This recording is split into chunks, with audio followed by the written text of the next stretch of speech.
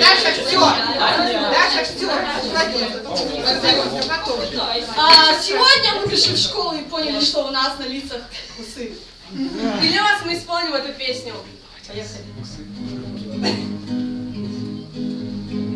Между носом и губами есть участок с волосами.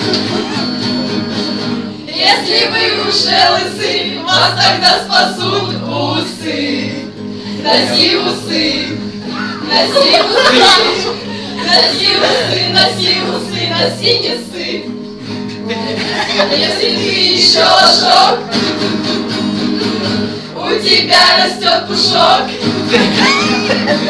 Не растут усы, тогда вам поможет борода. Борода, почти усы, почти усы, почти усы, носи не ссы. Начинали мы с усов и спустились до трусов. Если длинные усы, заправляй усы в трусы. Носи усы, носи усы, носи усы, носи усы, носи не ссы. Хочешь брить свою щетину? Что ты делаешь, мужчина?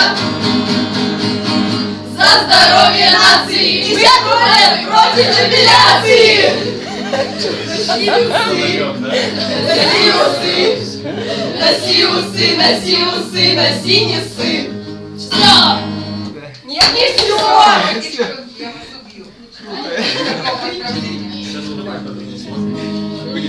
Катя Крашенникова! Яна Красива! Настя Шульмара! Настя Кушмакина! Катя Немашина! Алина Куртин! Ира Карнаухова! Аня Давыдик! Ольга Якова! Настя Ульянова!